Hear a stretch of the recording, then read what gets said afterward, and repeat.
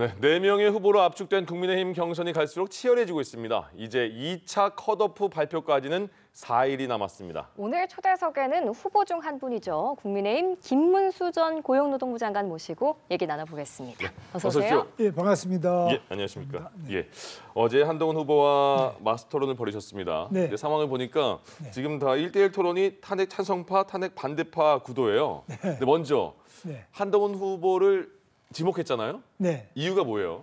한동훈 후보는 아시다시피 윤석열 대통령과 너무나 가까운 사이였는데 왜 이분이 당 대표가 돼가지고 우리 윤석열 대통령 탄핵하는데 민주당 편에 가담을 해서 이렇게 했을까? 예. 정말 인간적으로는 상상할 수 없는 일인데 그런 점. 그다음에 두 번째로 또 탄핵이 소추가 됐더라도 이 계엄 자체를 내란이라고 먼저 선포를 해요. 그럼 민주당이 하는 것보다 더 빠르게 왜 또 내란이라고 주장할까? 내란은 아직까지 재판도 안 하는데 그런 점에서 꼭 물어보고 싶은 것이 많아서 제가 한동훈 후보를 지명을 했습니다. 그래서 어제 토론회에서도 그런 질문을 하신 것 같은데요. 네, 그렇습니다. 그러면 이제 어제 토론 이후에 1대1 토론회에서 어느 정도 이겼다고 생각하세요? 만족도가? 예. 뭐 저는 나름대로 열심히 했는데 한동훈 후보 또 말도 워낙 잘하고 이러니까 여러 가지로 뭐 열심히 했습니다. 네. 만족은 하십니까? 뭐 만족이라기보다는 제가 시간이 부족하기 때문에 충분히는 못했는데 저 나름대로는 최선을 다해서 했습니다. 알겠습니다. 예, 이제 2차 컷오프까지 4일 남았습니다. 1차 때는 국민 여론조사 100%였는데 2차 때는 당심 50%, 국민 여론 50% 적용되거든요. 후보님이 생각하고 계시는 2차 경선 전략 어떤 게 있을까요? 우리 당원들께서 이제 50%인데 이 당원들께서는 저한테 지지가 많습니다. 그래서 저는 어떻게 하든지 간에 지금 2차에서 바로 끝내는 그런 50% 이상 득표를 목표로 해서 열심히 뛰고 있습니다. 그러면은 결선을 거쳐서 최종 후보까지도 올라갈 자신이 지금 있으신 건데 예, 만약에 물론입니다. 그런데 이걸 뭐 올라갈 정도가 아니라 바로 이번에 4명 중에 1등을 할 뿐만 아니라 50%를 넘겨서 아예 그냥 끝을 보르시면 합니다. 근데 만약의 상황에서 2명이 올라가게 된다면 후보님 외에 다른 한 후보는 또 누가 있을까요? 뭐 그건 이제 서로 여론조사상으로 여러 가지 나올 수 있는데 뭐 하여튼 두 분 누구든지 간에 열심히 하겠습니다. 누구든 자신 있다 이 말씀이시고. 누구든지 좋습니다. 최근에 여론조사 가상 대결을 좀 보면 민주당 이재명 후보와 좀 지지율에서 격차가 큰 모습을 보였어요. 만일에 본선에서 맞붙게 된다면 어떻게 승부하실 계획이신가요? 예, 뭐 저희들은 이재명 후보가 지금 재판도 5개나 받고 있고 또 12가지 죄목으로 하고 있는데 저도 경기도지사를 할 때 이재명 우리 지금 후보가 시장을 했습니다. 그래서 성남시장이었기 때문에 제가 그분의 여러 가지 문제 잘 알고 있죠. 그분 형님 이재성 공인회계사가 어떻게 정신병원에 강제 입원 당할 뻔했는지 그리고 형수님한테 어떤 요구를 했는지 그리고 대장동이라는 작은 지역을 하나 개발하는데 거기에도 얼마나 많은 사람들이 구속되고 또 측근 중에 핵심적인 인물들이 의문사를 당했는지 그리고 어떻게 검사를 사칭했는지 또 총각을 사칭했는지 뭐 이런 것들 전부 다 속속들이 알고 있기 때문에 국민들께서 그 이재명 후보보다 한 10배보다 더 많은 그런 많은 광교 신도시, 판교 신도시, 평택 삼성전자 단지 또 남양주 다산 신도시 이런 거 개발하고도 한 건도 비리 의혹이 없고 한 사람도 구속된 사람도 없고 의문사한 사람이 없는 이런 깨끗하고 아주 추진력이 있는 김문수를 택해 줄 것으로 믿고 열심히 되겠습니다. 예,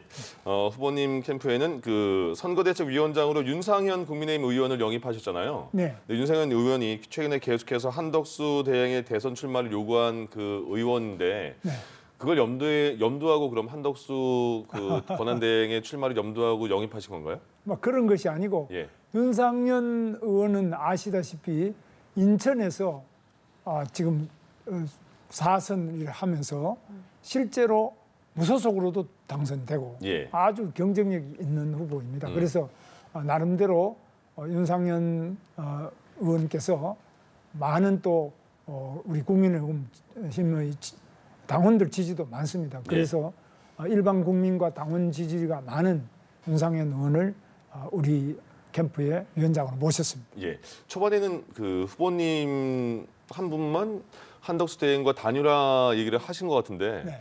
어제까지 보니까 모든 후보들이 다 단일화에 대해서 적극적으로 바뀌었거든요. 예. 이 길이는 왜 이렇게 바뀐 걸까요? 그 이제 대세가 이쪽으로 흘러오는 거죠. 예. 그동안에는 전부 내가 해야 된다 이러다가 지금은 어떻게 하든지 간에 우리가 이재명 후보를 이기지 않으면 국가의 위기를 지금 극복할 수 없고 국민들의 이 고통을 극복할 수 없다. 이런 확실한 많은 여론이 있기 때문에 이 단일화를 하지 않고는 이길 수 없잖아요. 그래서 뭉쳐야 이긴다. 이 확실한 국민들의 메시지가 전달된 것으로 그렇게 생각하고 있습니다. 예. 그러면 한덕수 대행은 아직까지 그 의중을 나타내지 않는데 출마를 할 걸로 보십니까? 어떠십니까? 지금 한덕수 권한대행께서는 평생 공무원, 늘공이죠. 늘공이신데 정말 앞만 보고 살아오신 분입니다. 이런 분이 과연 이 복잡하고 험한 이 선거판에 뛰어들겠느냐. 반기문 유엔 사무총장처럼 초기에 들어왔다가 이 여러 가지 시달리지 않습니까? 특히 그러다 보면 이 정치판에서 견디기 어려운 그런 점이 있기 때문에 본인이 최종 결정하시겠습니다만은 저희로서는 어떤 경우에도 대비해서 꼭 한덕수 후보도 한덕수 권한대행도 나오고 우리 당 후보도 나가고 이렇게 둘 다 나가면은 표를 갈라먹지 않겠습니까? 그러면은 필패다. 그래서 반드시 하나로 뭉쳐야 된다. 이런 확신을 가지고 저는 늘 말씀을 드리고 있습니다. 예, 그런데 이 국민의힘 경선이 탄핵 찬성파 그리고 탄핵 반대파 구도를 벗어나지 못하고 있는 상황에서 과연 현실적으로 빅텐트가 가능할까라는 생각도 드는데 후보님이 생각하시는 그 빅텐트의 범위는 어디까지인가요? 빅텐트 범위는 뭐 어디까지나 모든 한 표라도 다 합쳐가지고 크든 작든 우리가 완전히 후보를 단일화하지 않는다면 희망이 없다 이렇게 봅니다. 그만큼 절박한 심정으로 우리는 하나가 되어야 된다. 어떤 조건이든 어떤 어려움이 있든 몇 명이 되든 간에 반드시 꼭 단일화하고 특히 민주당에서 이재명 후보를 반대하는 그런 분들까지도 다 포괄해서 하나가 되어서 이재명 후보는 반드시 막아내야 된다 이렇게 생각하고 있습니다. 자, 안철수 후보의 경우에는 탄핵에 대해서 사과부터 하자 이런 제안을 하기도 했거든요. 네. 만약에 후보님이 최종 후보에 오른다면 이 제안을 좀 받아들일 용의가 있으신가요? 그거는 그때 가서 또 판단하겠습니다만 안철수 후보가 탄핵을 사과하자고 이렇게 하는 부분은 나름대로 그 뜻이 있겠습니다만 제가 볼 때는 이번에 계엄도 그렇지만은 탄핵 과정에도 많은 문제가 있습니다. 특히 민주당이 30명이나 줄 탄핵을 하고 또 우리 한덕수 권한대행까지도 또 탄핵하겠다 그럽니다. 그리고 특검도 계속합니다. 예산도 다 깎아버립니다. 도저히 대통령이 일을 하지 못할 정도로까지 이렇게 한 부분에 대해서 먼저 사과를 받아내야 됩니다. 그냥 우리가 무조건 사과하고 들어간다 이거 어렵고요. 헌법재판소도 나름대로 절차상의 문제가 많이 있습니다. 헌법재판소가 처음에는 이 계엄을 내란으로 이렇게 탄핵 소추를 받았다가 그걸 빼주면서 다시 사실 의결하기를 바랐는데 그 과정을 그냥 내란을 처음에 넣어가지고 국회에서 200석을 넘었다가 다시 헌법재판소 와서는 그건 뺐습니다. 이건 사실 상당히 문제가 있는 형사소송법상의 절차인데 이런 부분에 대해 가지고 충분하게 국민들이 납득하지 못하고 있고 많은 의구심을 가지고 있습니다. 이런 부분까지도 다 함께 봐야지 무조건 사과부터 하자. 그것이 꼭 올바른 길은 아니라고 저는 생각합니다. 예, 후보님. 네. 턱걸이 영상 보고 깜짝 놀랐습니다. 예. 예. 정말 잘하시던데요. 그리고 예, 또 뭐. 이후에 또 푸시업까지 올리셨잖아요. 네. 예, 잘 봤습니다. 근데 그렇게 정말 깜짝 놀랄 정도로 잘 하시던데 턱걸이 어렵잖아요. 한 개도 못하는 분들 많으신데. 네, 뭐 예. 잘 하는 분도 또 많습니다. 근데 예. 국민의힘 경선 주자 가운데는 최고령이십니다. 네. 난 그 나이를 극복할 수 있어. 이걸 보여주기 위해서 이렇게 운동 영상을 올리시는 거라고 봐도 될까요? 뭐 꼭 그거보다 저는 매일 그냥 일상의 하나로서 그렇게 운동을 가볍게 하고 있습니다. 저것도 지금 국회에 불려 나가가지고 국회에서 지금 대기하는데 국회가 또 걸핏하면 늦어지기 때문에 기다리는 시간 동안 국회 운동장에서 저렇게 잠깐 짧은 시간에 저렇게 운동을 하기 위해서 운동을 했습니다. 저거는 사무실에서 하는 건데요. 사무실에서 하루 종일 그냥 앉아 있다 보면 힘들어서 제가 저렇게 가벼운 운동을 몸풀기로 하고 있는데 참 운동이라는 것이 건강에 가장 좋고 또 정신에도 가장 좋다 이렇게 생각합니다. 턱걸이 하시는 분들은 아시겠지만 저렇게 쭉 펴서 다시 당기기 쉽지 않거든요. 근데 한동훈 후보가 또 라이브 방송 보니까 턱걸이는 뭐 30개 가능하다 이렇게 그 언급을 했던데 턱걸이 어느 순간에 그럼 두 분이 대결할 수도 있겠네요. 예, 뭐 그런데 한동훈 후보는 이제 나이로 보면은 저하고 이제 뭐 똑같이 한다든지 이래서는 뭐 안 될 것이고 뭐 잘 할 것으로 그래 보는데 저는 하여튼 한동훈 후보하고 턱걸이만이 아니라 모든 면에서도 한번 같이 한번 겨뤄보고 제가 반드시 이길 것으로 봅니다. 알겠습니다. 네, 후보님은 또 노동운동가 출신이시고 기업 살리기 공약을 첫 번째 공약으로 내세우셨거든요. 그 이유가 있을까요? 특별한 이유? 그러니까 기업을 살려야 되는데 기업은 아시다시피 대한민국의 모든 일자리를 만들어내고요. 또 기업이 삼성이나 현대나 다 기업이 잘 돌아가야지만 우리 국민들이 또 그 세금을 받아가지고 다른 부분에서도 복지도 하고 또 기업이 잘 돌아가야지만 거기서 새로운 제품을 만들어서 전 세계인들에게 우리 대한민국을 알리죠. 현대자동차 같은 경우도 외국에 나가보면 많이 굴러다니고 또 삼성전자, LG전자 이런 것도 전 세계적으로 호텔 같은 데 가보면 다 우리 삼성, LG 제품이 있습니다. 그래서 우리 대한민국의 국위선양, 일자리 창출, 또 세금을 내고 국부를 창출하는데 대한민국의 기업보다 더 큰 역할을 하는 게 없습니다. 따라서 대통령이나 우리 공무원들이 당연히 기업을 밀어드려야지만 우리 청년들이 지금 대학을 졸업하고도 일자리를 못 구해서 그냥 단순히 집에서 쉬었음.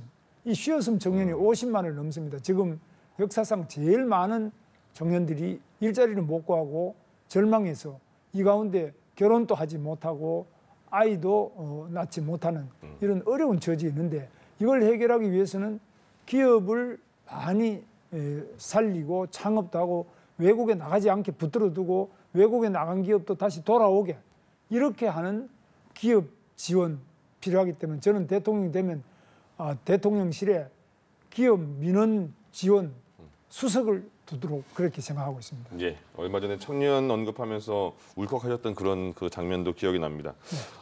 이번에 GTX를 전국으로 확대하겠다는 공약을 내세우셨는데 경기지사 시절에 추진하셨던 거잖아요. 근데 이게 그 임기 내에 이게 가능할까 싶기도 해요. 임기 내, 제 임기 내에는 이 수도권에 GTX A, B, C 세 개는 지금 완공을 하겠고요. 그런데 A 노선도 지금 한 지가 벌써 오래됐는데 제가 도지사 할 때 했는데 아직 완공이 덜 됐습니다. 이 난공사 구간이 있습니다. 그런데 지방도 이 GTX 부분이 지방의 발전 또 지방의 여러 가지 부분에서 생활을 개선 위해서 꼭 필요한 필수적인 교통수단이다. 그리고 세계 최고의 이 철도가 바로 GTX입니다. 그래서 이 부분은 제가 중점적으로 추진하겠다는 의지의 표현입니다. 제가 반드시 수도권에는 다 완성하고 지방에도 시작을 하도록 하겠습니다. 알겠습니다. 오늘 이 시간 국민의힘 대선 경선 후보 김문수 전 고용노동부 장관과 얘기 나눠봤습니다. 말씀 잘 들었습니다. 고맙습니다. 네, 감사합니다.